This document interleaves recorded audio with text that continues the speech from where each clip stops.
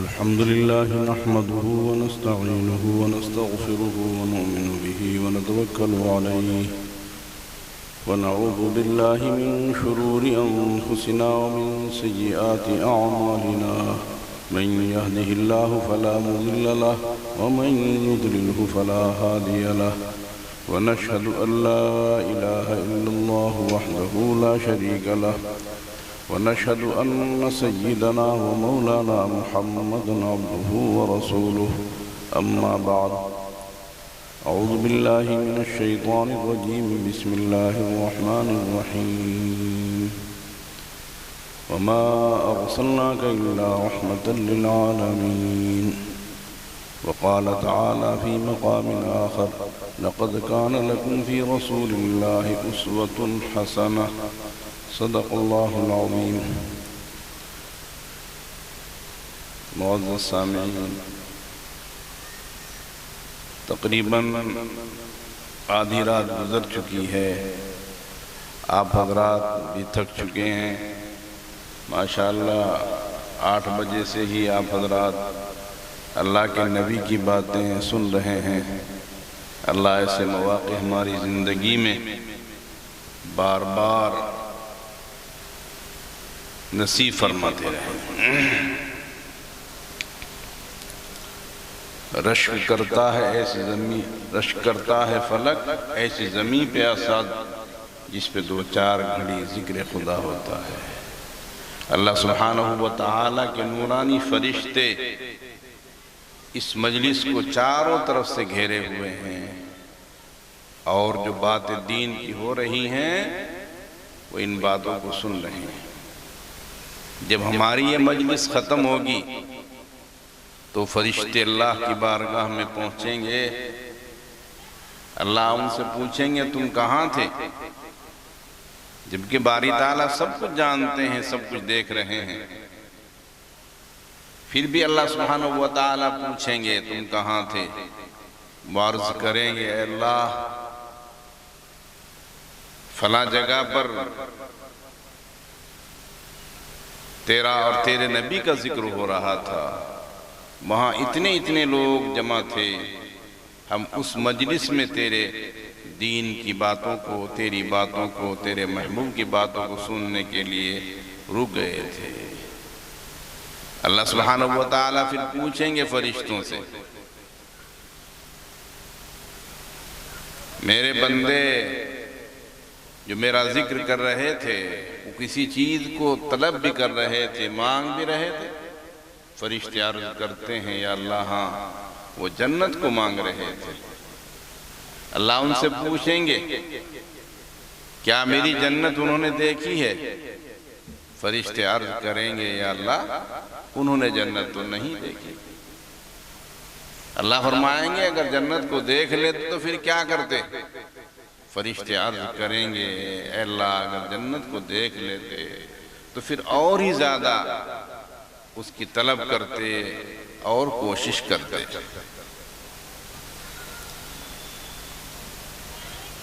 پھر اللہ پوچھیں گے، اللہ فرمائیں گے اے میرے فرشتوں تم گواہ رہو میں نے ان سب کے لیے جنت کو واجب کر دیا. کیسی قیمتی مجلس ہے. اس مجلس میں شرکت پر اللہ سبحانہ وتعالی فرشتوں کو گواہ بنا کر ہمارے لیے جنت کا فیصلہ کر رہے ہیں. اللہ اپنے فضل سے ایسی مجلسوں میں شرکت کا ہمیں بار بار موقع عطا فرماتے رہے. پھر باری تعالیٰ پوچھیں گے کہ میرے وہ بندے کسی چیز سے پناہ بھی چاہ رہے تھے.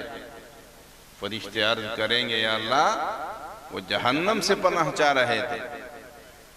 باری تعالیٰ پوچھیں گے میری جہنم کو انہوں نے دیکھا ہے؟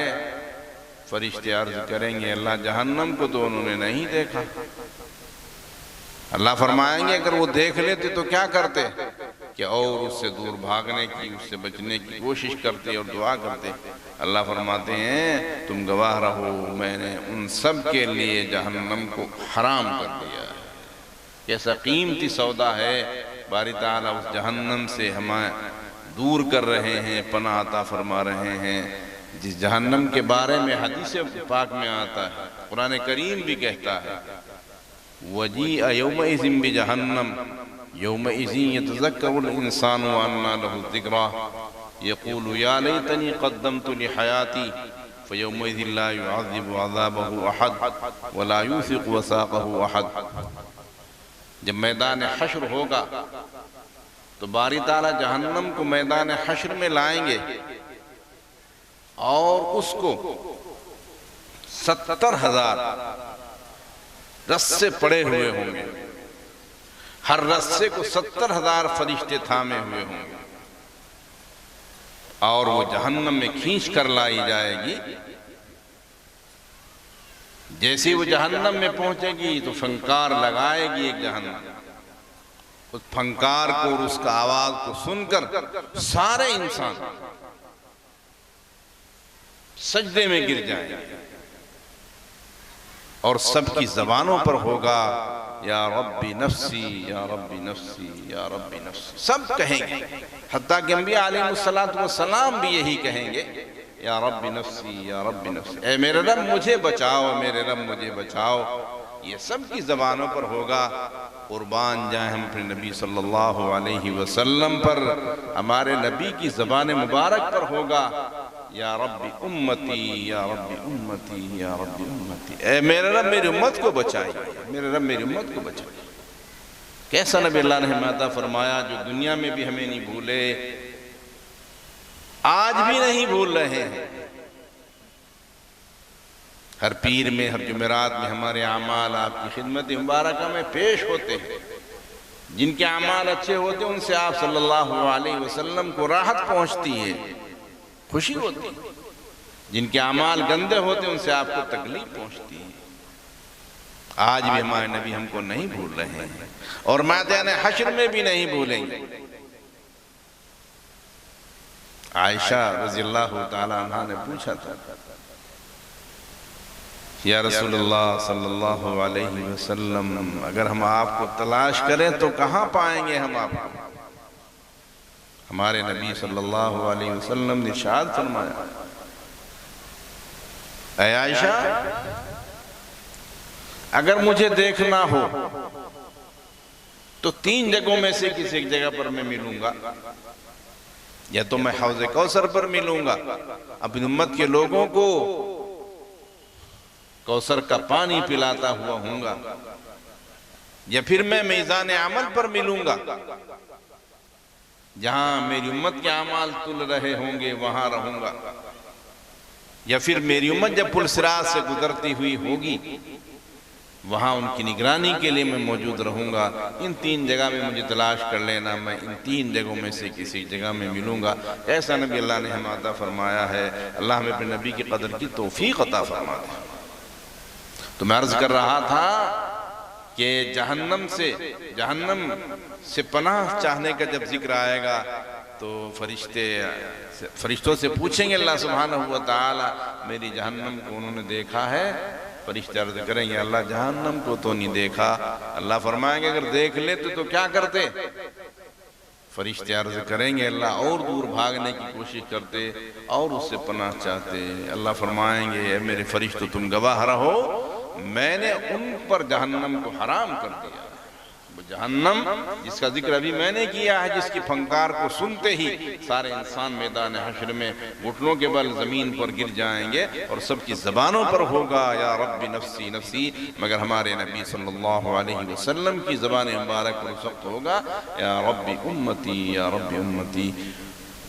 یہ وہ جہنم ہے، اس جہنم سے بچاؤ ہمارا۔ تھوڑی سی دیر ایسے مجلس میں شرکت پر اللہ سبحانہ و تعالیٰ کر رہے ہیں، پھر باری تعالیٰ فرشتے عرض کریں گے یا اللہ اس مجلس میں بہت سے لوگ تو بیٹھے تھے اور تیرے دین کی بات جم کر سن رہے تھے، مگر کچھ لوگ تماشائی بنے کھڑے دیکھ رہے تھے، ان کا اس مجلس میں شرکت کا ارادہ نہیں تھا۔ اللہ فرمائیں گے میرے فرشتے تم گواہ رہو، میں نے ان کے لیے بھی جنت کو واجب کر دیا اور جہنم کو حرام کر دیا، چونکہ یہ مجلس ایسی قیمتی مجلس ہے جس کو تماشائی بن کر دیکھنے والا تماشائی بن کر شرکت کرنے والا بھی محروم نہیں رکھا جائے گا۔ میں نے ان کے لیے بھی جنت کو واجب کر دیا اور جہنم کو حرام کر دیا۔ میں نے ان پر اللہ اپنے فضل سے ہم سب کے لیے اس حدیث پاک کے مطابق فیصلہ فرمائے، جنت ہمارے لیے واجب ہو جائے اور جہنم ہم پر حرام ہو جائے۔ اللہ اپنے فضل سے ہمارے لیے فیصلہ فرما دے۔ تو میں عرض کر رہا تھا دین کی باتیں تو آپ حضرات نے سن ہی لی ہیں۔ میں ایک آدھ بات بتا کر کے دعا کے لیے ہاتھ اٹھانے والے ہیں، اللہ اپنے فضل سے حاضری کو قبول فرما لے۔ پیارے نبی صلی اللہ علیہ وسلم کی رحمت صرف مسلمانوں ہی کے لیے نہیں، انسانوں ہی کے لیے نہیں، بلکہ جانوروں کے لیے بھی ہے، پوری مخلوق کے لیے ہے۔ قرآن کریم کے الفاظ ہیں وَمَا أَرْسَلْنَاكَ إِلَّا رَحْمَةً لِّلْعَالَمِينَ۔ آپ صلی اللہ علیہ وسلم کو باری تعالیٰ نے رحمت المسلمین نہیں فرمایا، رحمت العالمین نہیں فرمایا، رحمت الانسان نہیں فرمایا، بلکہ رحمت للعالمین فرمایا۔ آپ صرف انسانوں ہی کے لیے رحمت نہیں بلکہ جانوروں تک کے لیے آپ صلی اللہ علیہ وسلم رحمت ہیں، مسلمانوں ہی کے لیے نہیں بلکہ سب کے لیے اللہ کے نبی رحمت ہیں۔ ایک مرتبہ حضور اکرم صلی اللہ علیہ وسلم کے پاس ایک انصاری آئے، عرض کیا رسول اللہ صلی اللہ علیہ وسلم میرا اونٹ بدک رہا ہے، باڑے میں بھاگا پھر رہا ہے، حملہ کرنے آتا ہے، جو باڑے میں گھستا ہے اس کو مارنے آتا ہے، اس کو کھانے آتا ہے۔ آپ صلی اللہ علیہ وسلم تشریف لے چلے، صحابہ کرام آپ کے ساتھ ہیں، اس باڑے کا دروازہ کھول کر آپ اندر تشریف لے جانے لگے۔ صحابہ کرام نے عرض کیا یا رسول اللہ صلی اللہ علیہ وسلم آپ تنہا مت جائیں اندر، وہ بہت غصے میں ہے، بہت بدک رہا ہے۔ لیکن آپ نے کوئی بات نہیں سنی، آپ اندر تشریف لے گئے۔ جیسے آپ اندر پہنچے اونٹ آپ کے قدموں میں آ کر گر گئے، اور آپ صلی اللہ علیہ وسلم نے اس کی باتوں کو سنا۔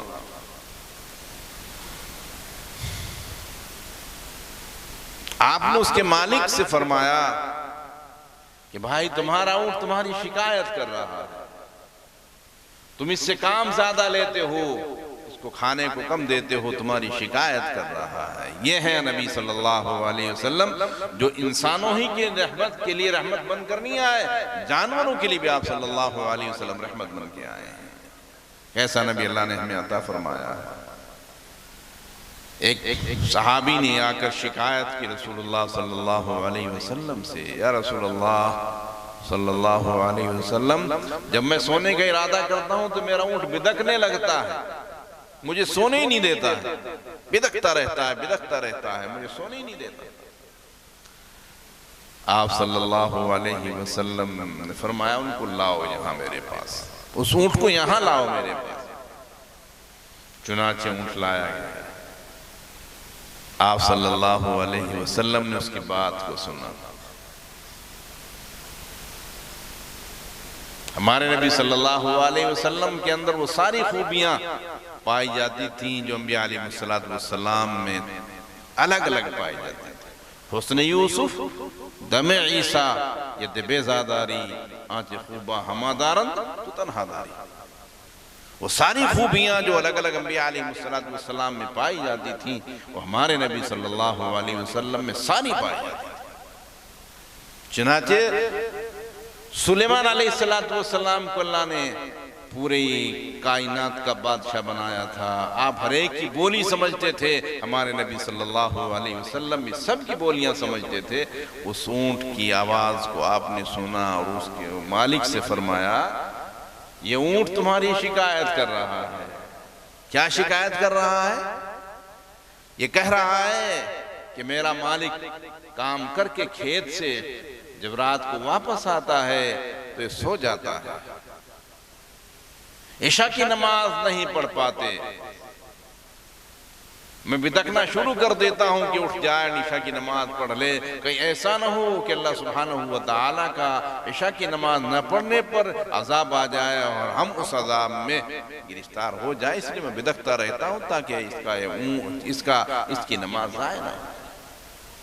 اللہ سبحانہ وتعالیٰ ہمیں اپنے نبی کی قدر کی توفیق عطا فرما دے۔ یہ تو میں نے ایک دو جانوروں کا قصہ ذکر کیا ہے، آپ صلی اللہ علیہ وسلم کے ایسے واقعات کتب حدیث میں موجود ہیں۔ انسانوں کے لیے رحمت ہونا تو آپ کا واضح ہے، ظاہر ہے، کیسے تھے ہمارے نبی صلی اللہ علیہ وسلم۔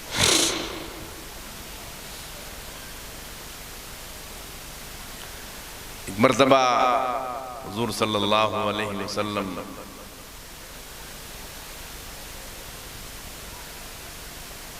سفر میں تھے، غزوہ تبوک سے واپس تشریف لا رہے ہیں۔ کچھ منافقین بھی جماعت میں ساتھ تھے، انہوں نے آپ پر اندھیرے میں منہ باندھ کر حملہ کر دیا۔ آپ صلی اللہ علیہ وسلم کو سواری سے گرانے کی کوشش کی اور آپ کو گڑھے میں دھکا دے کر مارنے کی کوشش کی، مگر آپ صلی اللہ علیہ وسلم نے زور سے للکارا، وہ بھاگ نکلے۔ جبریل امین نے آپ کو سارا قصہ بتا دی کہ فلاں فلاں فلاں فلاں تھا۔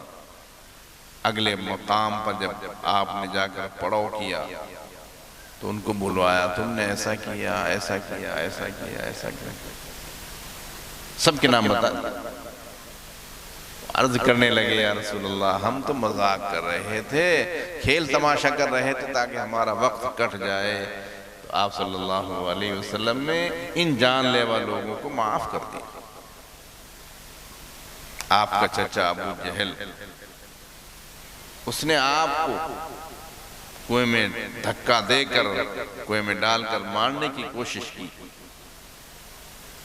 آپ صلی اللہ علیہ وسلم کے راستے میں جو اس کے گھر میں آتا تھا گڈھا کھود دیا اور اوپر سے اس کو ڈھک دیا، اور خود مصنوعی بیمار بن کر پڑ گیا کہ جب میری بیماری کی خبر سنیں گے آپ صلی اللہ علیہ وسلم تو ضرور میری تیمارداری کے لیے آپ تشریف لائیں گے، جب تیمارداری کے لیے تشریف لائیں گے تو گڈھے میں گر جائیں گے اور ہم اوپر سے پاٹ دیں گے۔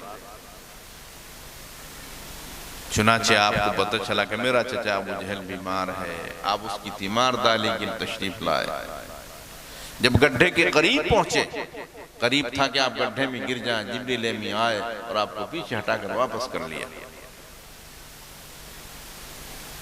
ابو جہل نے دیکھا وہ بیمار تھوڑا ہی تھا، وہ تو بیمار بن کر پڑ گیا تھا۔ ابو جہل نے دیکھا کہ محمد صلی اللہ علیہ وسلم تو واپس ہو گئے، فوراً دوڑتا ہوا آپ کے پیچھے گیا اور آپ کو آوازیں لگا رہا ہے، بھتیجے آ جاؤ آ جاؤ آ جاؤ۔ اس کو یاد ہی نہیں رہا تو نے گڈھا کھود رکھا، خود ہی گڈھے میں گر گیا۔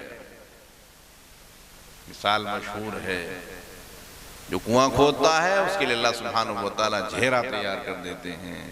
فارسی میں کہا ہے، چاہ کر رہا چاہ درپیش، کنواں کھودنے والے کے سامنے کنواں ہی ہوتا ہے۔ عربی میں اسی کو کہا ہے، من حفر بیرا لأخی فقد وقع فی، جو انہیں بھائی کے لیے کنواں کھودتا ہے وہ اسی میں خود گر جاتا ہے۔ تو ابو جہل گر گیا اسی میں۔ گھر کے لوگ اس کو نکالنا چاہتے ہیں مگر نکل ہی نہیں پا رہا، رسیاں ڈال رہے ہیں، ہاتھ سے پکڑ کر کھینچ رہے ہیں مگر وہ اندر سے نکل ہی نہیں پا رہا ہے، پھنسا کا پھنسا رہ گیا۔ اس نے کہا مجھے کوئی نہیں نکال سکتا، مجھے تو محمد صلی اللہ علیہ وسلم ہی نکال سکتے ہیں، تم جاؤ اور انہی کو بلا کے لاؤ۔ آپ کو جا کر اطلاع کی گئی کہ آپ کا چچا گڈھے میں گرا ہوا ہے، آپ آ جائیں اور اس کو نکال دیں۔ کون ہے ایسا آدمی دنیا میں جس کی موت کا سامان کوئی تیار کر رہا ہو اور پھر وہ اس کو بچانے کے لیے فکر کرے؟ پیارے نبی صلی اللہ علیہ وسلم تشریف لے آئے اور ایک حرف بھی زبان سے نہیں نکالا اور ہاتھ پکڑا اور اوپر کھینچ لیا. یہ تھے ہمارے نبی صلی اللہ علیہ وسلم. اس لیے میں نے ایک آیت شریفہ پڑھی ہے لَقَدْ كَانَ لَكُمْ فِي رَسُولِ اللَّهِ أُسْوَةٌ حَسَنَةٌ. اللہ کے نبی صلی اللہ علیہ وسلم کی زندگی میں ہمارے لیے بہت بھاری سامان ہے, بھاری خزانہ ہے. ہم اس خزانے سے جس موقع کی چیز چاہے لینا نکال سکتے ہیں اور اس کو زندگی میں لا سکتے ہیں. اللہ ہمیں عمل کی توفیق عطا فرما دے.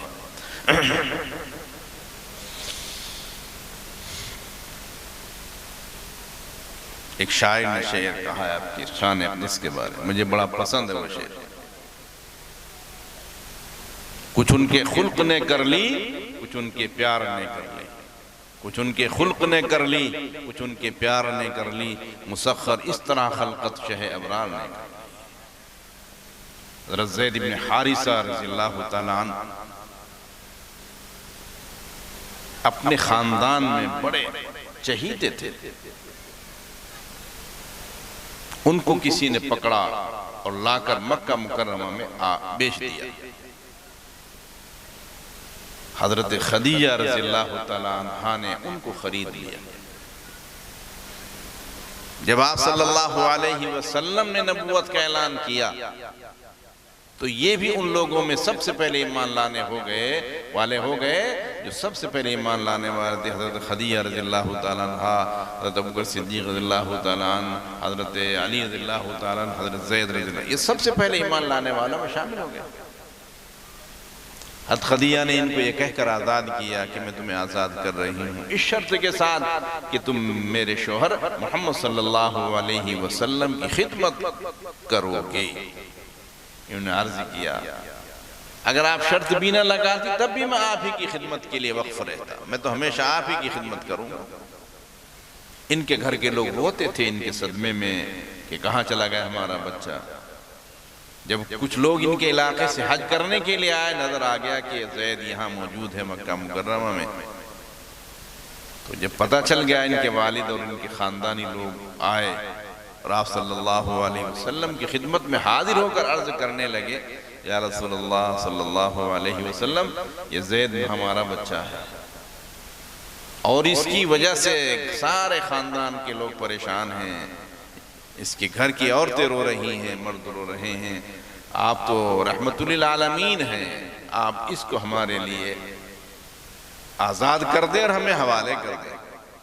پیارے نبی صلی اللہ علیہ وسلم نے کیا جواب دیا, اگر یہ چاہے تو مجھے کوئی انکار نہیں, یہ اگر جانا چاہے مجھے کوئی انکار نہیں ہے.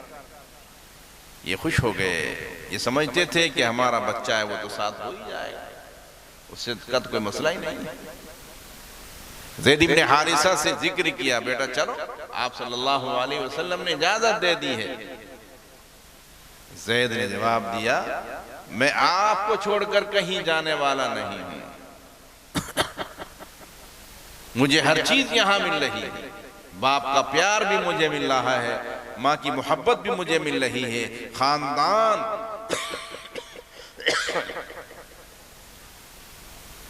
کہ جو آرام اور آسائش ہوتی وہ بھی مجھے مل رہے ہیں, میں آپ کو چھوڑ کر جانے والا کہیں جانے والا نہیں ہوں. چنانچہ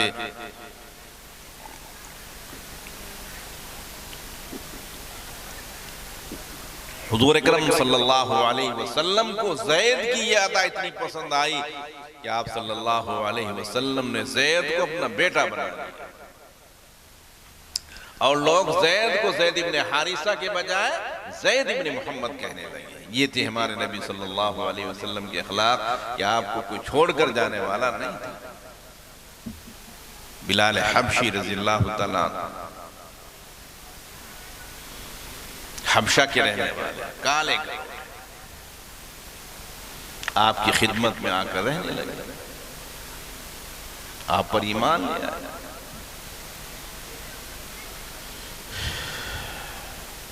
ایک مرتبہ ان کو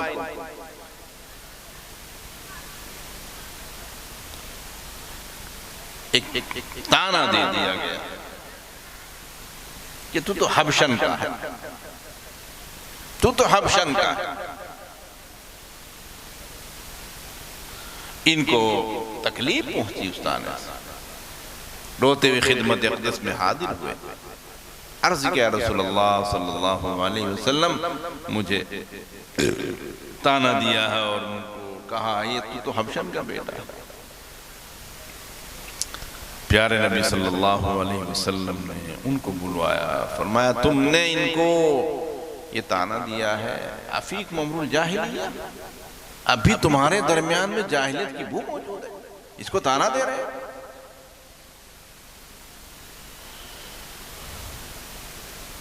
عرض کیا رسول اللہ صلی اللہ علیہ وسلم میں معافی مانگتا ہوں بلال سے، مجھے معاف کر دیں۔ بلال تھے، عرض کیا رسول اللہ صلی اللہ علیہ وسلم میں نے معاف کر دیا۔ سعد رضی اللہ تعالیٰ نے عرض کیا میں معاف نہیں سمجھوں گا اپنے آپ کو جب تک کہ بلال میرے سر پر جوتے نہیں ماریں گے۔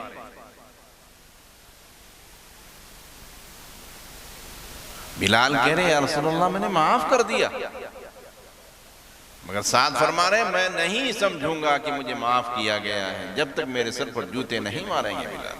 حضور اکرم صلی اللہ علیہ وسلم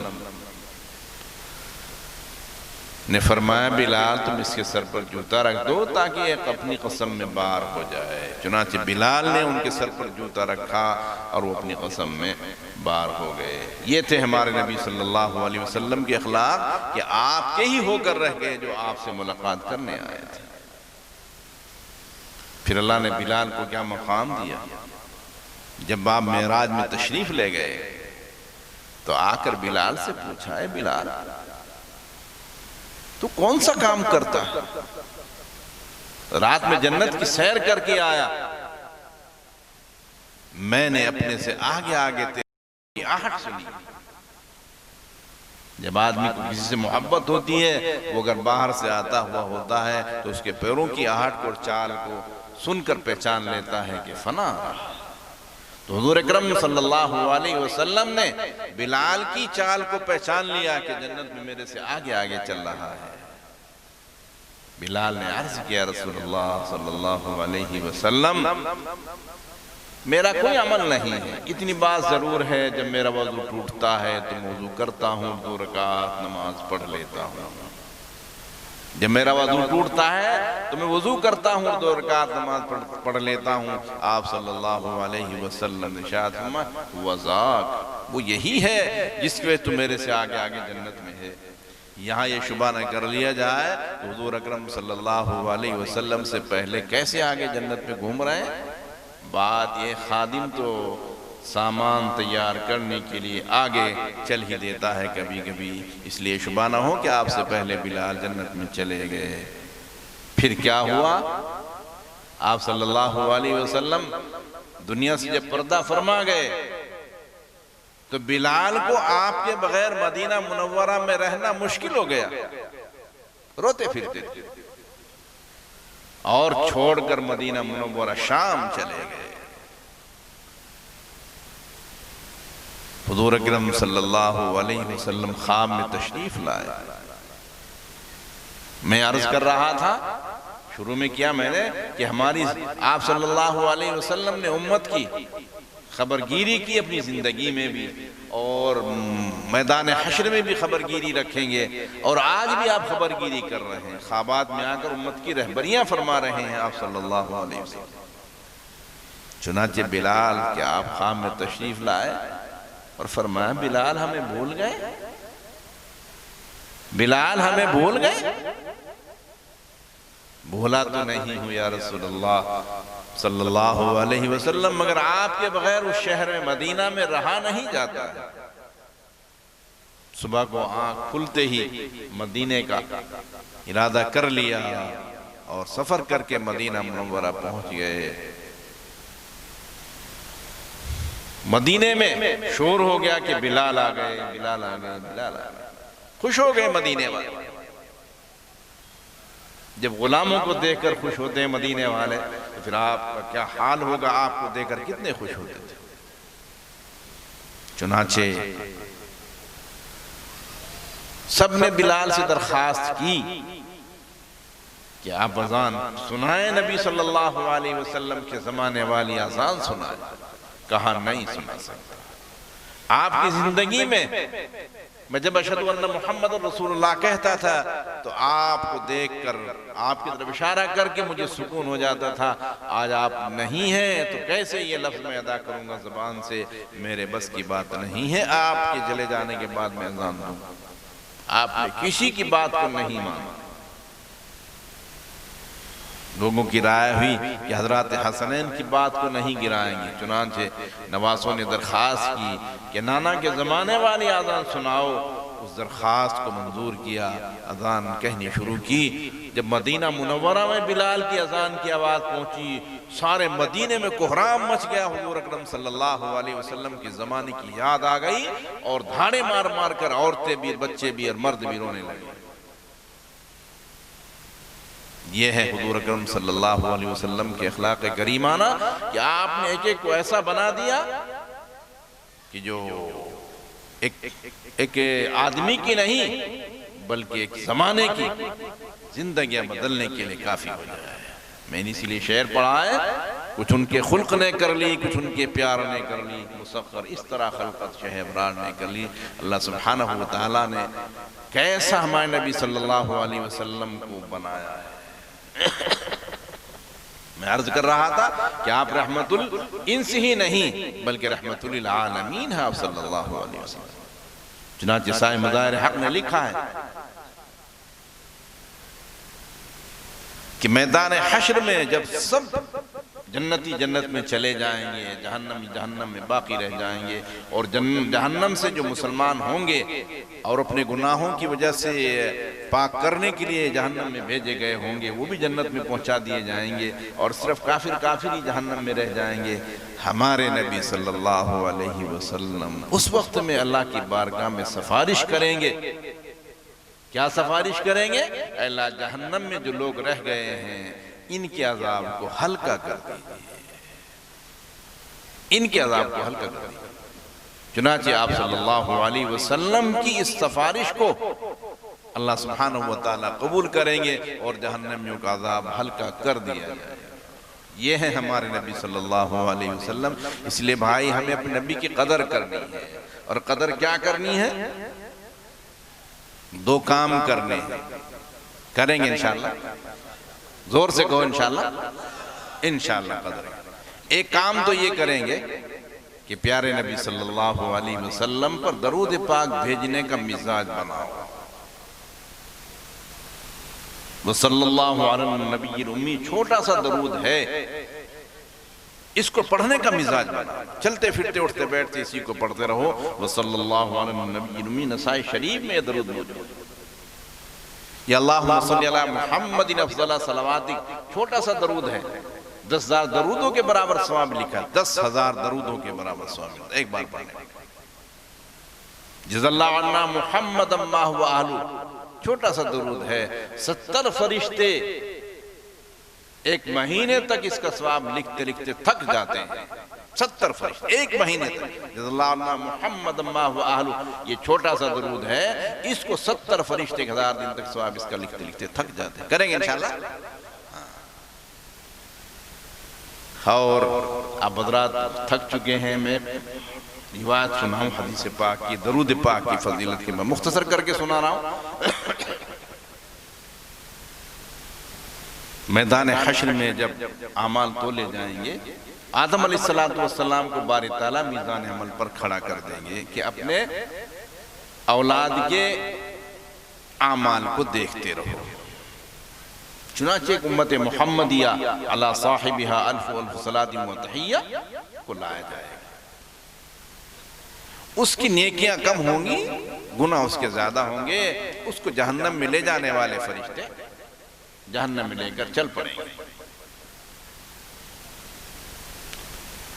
آدم علیہ السلام وہاں کھڑے دیکھ ہی رہے ہیں، حضور اکرم صلی اللہ علیہ وسلم کو آواز لگائیں گے، اے احمد۔ آپ جواب دیں گے لبیک یا ابا البشر، انسانوں کے باپ میں حاضر ہوں۔ آدم فرمائیں گے تمہارے امتی کو جہنم میں لے جایا جا رہا ہے۔ آپ فرماتے ہیں اس میں مظہری میں یہ حدیث پاک موجود ہے، الوزن یومئذ حق کے ذیل میں یہ حدیث موجود ہے۔ تو حضرت نبی صلی اللہ علیہ وسلم فرماتے ہیں کہ میں اپنی لنگی کس لوں گا۔ لنگی کسنا کام کی اہمیت کو ظاہر کرنے کے لیے ہوتا ہے۔ آپ فرماتے ہیں کہ میں اپنی لنگی کس لوں گا اور میں فرشتوں سے کہوں گا اے فرشتوں ٹھہرو، مگر فرشتے میری بات نہ سنتے ہوئے کہیں گے نحن غلاظ شداد، ہم نہیں اللہ کی بات کے علاوہ کسی کی بات مانتے ہیں۔ فرماتے ہیں کہ پھر اپنے میں داڑھی اور سر پر ہاتھ رکھوں گا، افسوس کے دائرے میں کھڑا ہو جاؤں گا، پھر میں اللہ کی بارگاہ میں حاضر ہو جاؤں گا۔ اللہ پوچھیں گے، سجدے میں گر جاؤں گا، اللہ پوچھیں گے محمد کیوں، کیا بات ہے، اٹھاؤ سب سجدے سے۔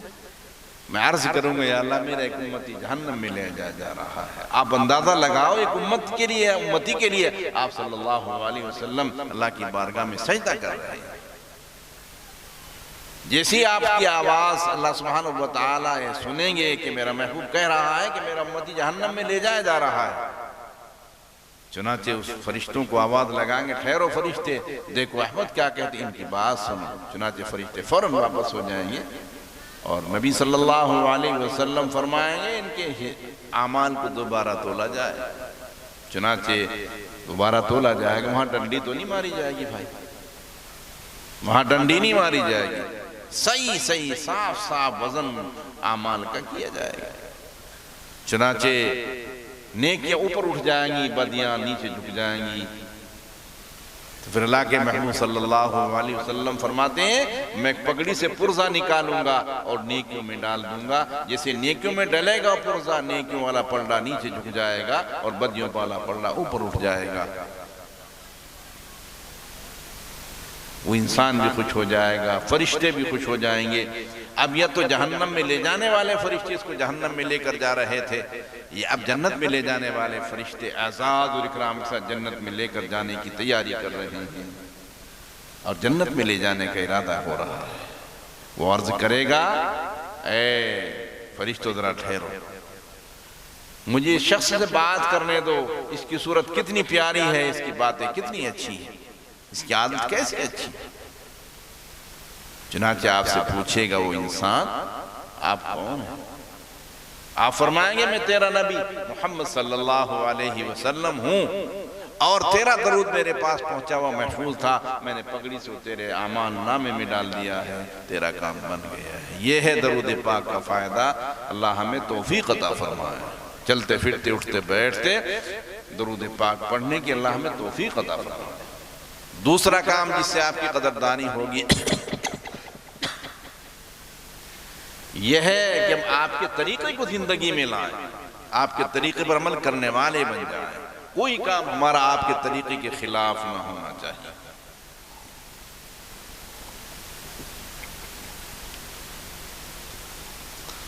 صحابہ کرام کی زندگیاں دیکھو،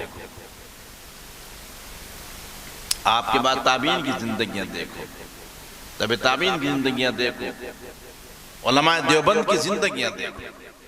ان حضرات کے کام ہاں سارے کے سارے سنت کے مطابق۔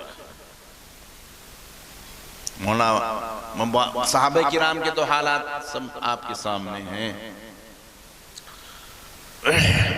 ایک مرتبہ ایک صحابی کا قصہ سنا دوں، پھر بات میں مختصر کر رہا ہوں۔ عشاء کی نماز کے بعد آپ صلی اللہ علیہ وسلم نے ایک صحابی سے فرمایا ذرا تم ٹھہرو میں بھی آ رہا ہوں۔ آپ اندر چلے گئے گھر۔ صبح کو آپ تشریف لائے مسجد میں، دیکھا وہ صحابی وہیں کھڑے ہیں۔ آپ نے پوچھا رہے تم نہیں گئے؟ عرض کیا رسول اللہ، سن لیں جواب آپ صحابی اور اس جواب پر غور کر کے آپ کی زندگی کو عمل میں لائیں۔ عرض کیا رسول اللہ صلی اللہ علیہ وسلم، اگر یہ میرے پیر آپ کے حکم کے بعد اپنی جگہ سے ہٹ جاتے تو جہنم میں جلنے کے قابل تھے۔ اس ساری رات کھڑا رہنا میرے لیے آسان، آپ کی خلاف ورزی میرے لیے آسان نہیں۔ اللہ ہمیں بھی اپنے نبی کی سنتوں سے عشق عطا فرما دے، آپ کے طریقے سے محبت عطا فرما دے۔ ایک چھوٹے سے صحابی تھے، حضرت برا برا ابن عازب دوسرے صحابی ہیں، تو ان کے گھر آپ تشریف لے گئے، وہ بیمار تھے. آپ نے ان کے گھر والوں سے ان کی حالت دیکھنے کے بعد 3 باتیں ارشاد فرمائی. ایک تو یہ کہ مجھے ایسا لگتا ہے طلحہ ابن برا طلحہ اس بیماری میں بچے گا نہیں. دوسری بات یہ فرمائی جب یہ مر جائے اس کے کفن دفن میں جلدی کرنا. تیسری بات فرمائی کہ مجھے بھی اطلاع کرنا، میں بھی اس کے جنازے میں شرکت کروں.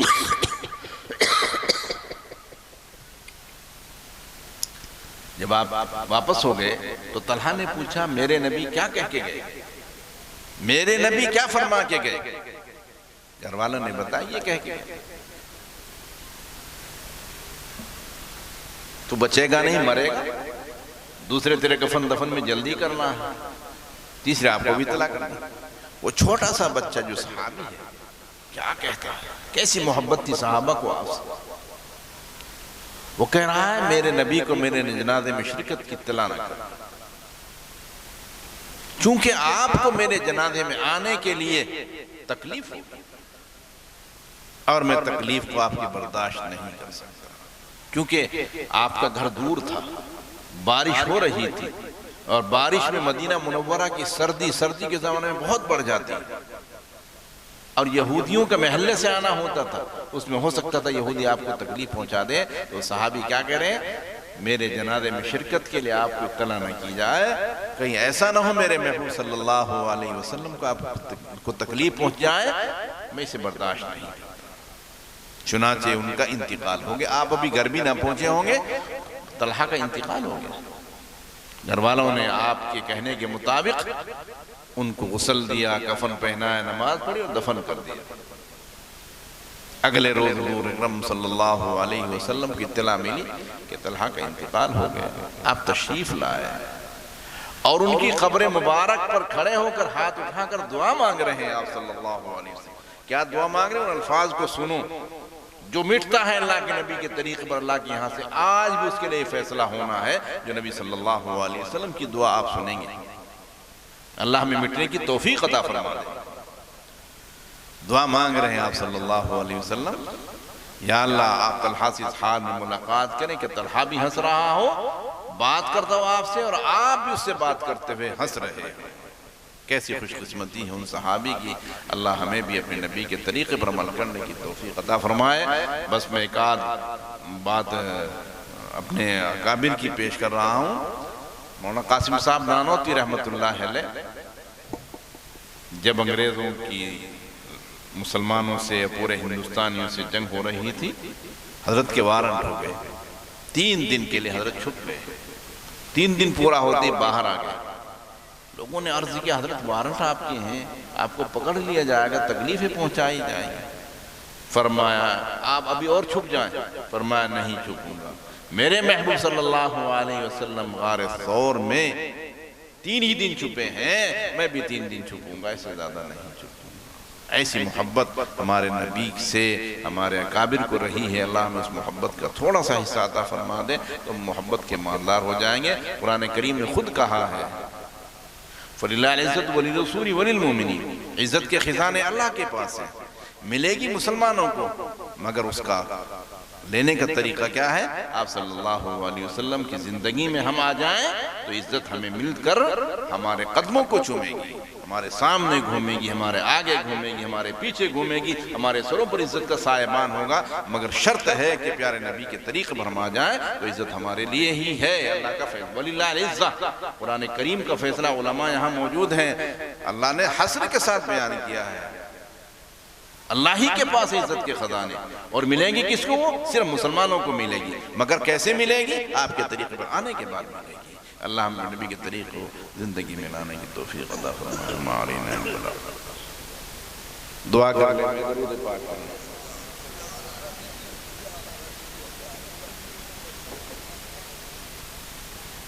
درود شریف پڑھ لیں. اللہم صلی اللہ محمد کما صلیت علی ابراہیم وعلی آل ابراہیم انکا حمید مجید. اللہم بارک علی محمد وعلی آل محمد کما بارکت علی ابراہیم وعلی آل ابراہیم انکا حمید مجید. الحمد لله رب العالمين الحمد لله رب العالمين الحمد لله رب العالمين عدد خلقه ورضا نفسه وزنة عرشه ومداد كلماته اللهم لا أحصي ثناء عليك أنت كما أثنيت على نفسك اللهم صل على محمد كما صليت على إبراهيم وعلى آل إبراهيم إنك حميد مجيد اللهم بارك على محمد وعلى آل محمد كما باركت على إبراهيم وعلى آل إبراهيم إنك حميد مجيد اللهم صل على محمد كلما ذكره الذاكرون وكلما غفل عن ذكره الغافلون اللهم صل على محمد أفضل صلواتك ربنا ظلمنا أنفسنا وإن لم تغفر لنا وترحمنا لنكونن من الخاسرين لا إله إلا أنت سبحانك إني كنت من الظالمين لا إله إلا أنت سبحانك إني كنت من الظالمين لا إله إلا أنت سبحانك إني كنت من الظالمين لا إله إلا هو الحليم الكريم سبحان الله رب العرش العظيم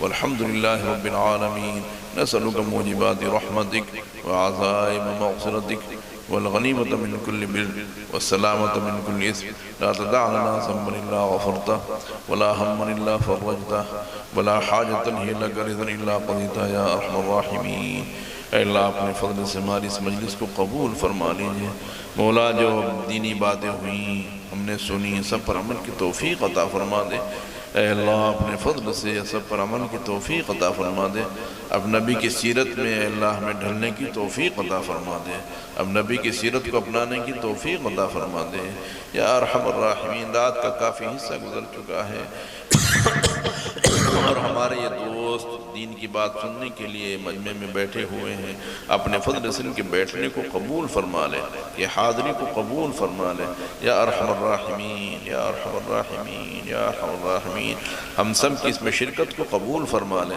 جن حضرات نے اس میں حصہ لیا ہے چاہے وہ پیسے کی لائن سے ہو چاہے دعاؤں کی لائن سے ہو چاہے تقریر کی لائن سے ہو چاہے قرآن کریم پڑھنے کی لائن سے ہو چاہے نعت شریف پڑھنے کی لائن سے سب کو مولا قبول فرما لے یا اللہ سب کو قبول فرما لیجئے بیچاروں نے اتنا لمبا بیڑا اٹھایا ہے بہت خرچ کیا آپ نے فضل سب کو قبول فرما لیجئے آئندہ بھی ایسے موقعوں پر خرچ کرنے کی توفیق عطا فرما دے یا ارحم الراحمین اپنے فضل سے حاضرین جو آئے ہیں دور سے قریب سے سب کو قبول فرما لیجئے یا اللہ اپنے فضل سے سبھی کو قبول فرما لیں اے اللہ اپنے کرم سے قبول فرما لیں جو حدیث پاک ہم نے سنی ہے کہ ایسی مجلس میں شرکت پر شریک ہونے والوں کے لیے جنت کا فیصلہ ہو جاتا ہے جہنم سے بچاؤ کا فیصلہ ہو جاتا ہے مولا ہم سب کے لیے جنت کے واجب ہونے کے جہنم کے حرام ہونے کے فیصلے فرما دیں اللہ سب کے لیے فرما دیں ہماری مائیں بہنیں بھی ادھر جمع ہیں سبھی کے لیے اللہ یہ فیصلے فرما دیں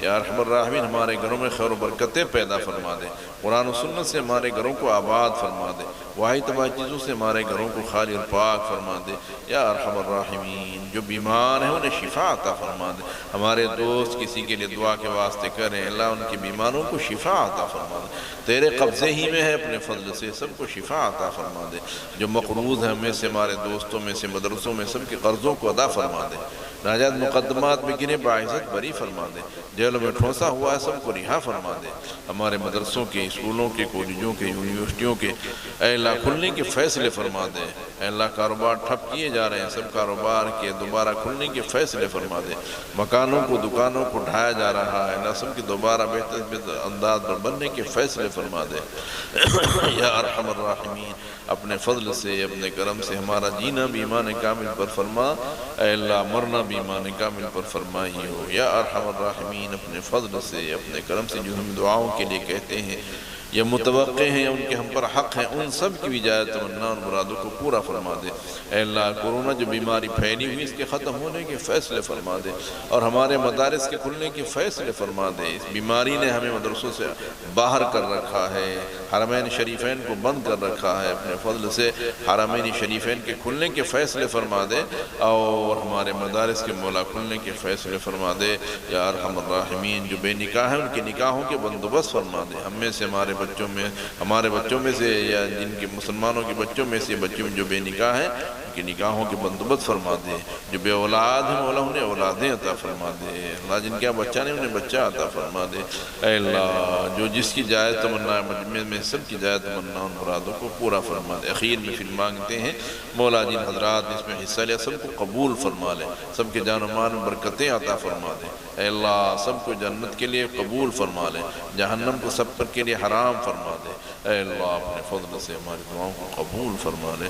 یقیناً میں تو غیر مخلص و آمین کہنے والے سارے مخلصین ہیں، ان میں چھوٹے بچے بھی ہیں، علماء بھی ہیں، حفاظ بھی ہیں، قرآ بھی ہیں، اور مولا مائیں بہنیں بھی ہیں، سب کے آمین کہنے کی برکت سے ہماری ان سب دعاؤں کو قبول فرما لے۔ اے اللہ اپنے قبر کی منزل کو آسان فرمائیو، حشر کی گرمی اور مولا بے حیائی سے حفاظت فرمائیو، اے اللہ اپنے فضل سے بے حساب و کتاب کی جنت میں داخلہ فرما دیجیے۔